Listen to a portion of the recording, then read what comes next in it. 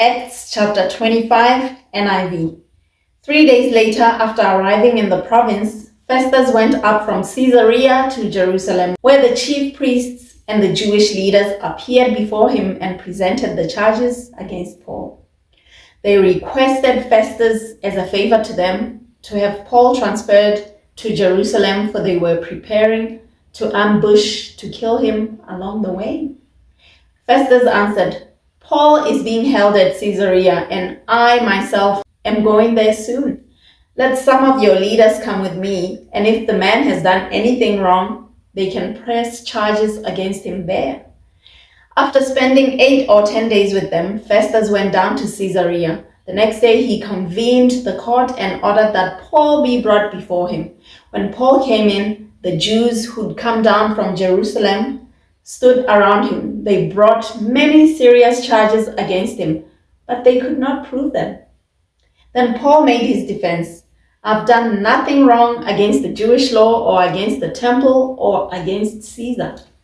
Festus, wishing to do the Jews a favor, said to Paul, "Are you willing to go up to Jerusalem and stand trial before me on these charges?"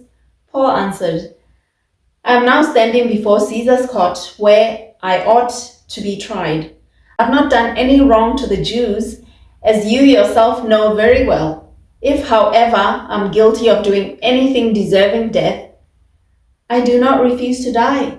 But if the charges brought against me by these Jews are not true, no one has the right to hand me over to them. I appeal to Caesar." After Festus had conferred with his council, he declared, "You have appealed to Caesar you will go." A few days later, King Agrippa and Bernice arrived at Caesarea to pay their respects to Festus. Since they were spending many days there, Festus discussed Paul's case with the king. He said, "There's a man here whom Felix left as a prisoner. When I went to Jerusalem, the chief priests and the elders of the Jews brought charges against him and asked that he be condemned. I told them that it's not the Roman custom to hand over anyone before they have faced their accusers and have had an opportunity to defend themselves against the charges.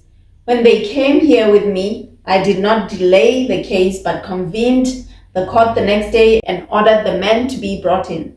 When his accusers got up to speak, they did not charge him with any of the crimes I had expected. Instead, they had some points of dispute with him about their own religion and about a dead man named Jesus who Paul claimed was alive. I was at a loss how to investigate such matters, so I asked if he would be willing to go to Jerusalem and stand trial there on these charges. But when Paul made his appeal to be held over for the emperor's decision, I ordered him held until I could send him to Caesar." Then Agrippa said to Festus, "I would like to hear this man myself."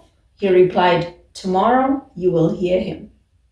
The next day, Agrippa and Bernice came with great pomp and entered the audience room with the high-ranking military officers and the prominent men of the city. At the command of Festus, Paul was brought in. Festus said, "King Agrippa and all who are present with us, you see this man. The whole Jewish community has petitioned me about him in Jerusalem and here in Caesarea, shouting that he ought not to live any longer. I found he'd done nothing deserving of death, but because he made his appeal to the emperor, I decided to send him to Rome. But I have nothing definite to write to His Majesty about him. Therefore, I have brought him before all of you, and especially before you, King Agrippa, so that as a result of this investigation, I may have something to write. For I think it's unreasonable to send a prisoner on to Rome without specifying the charges against him."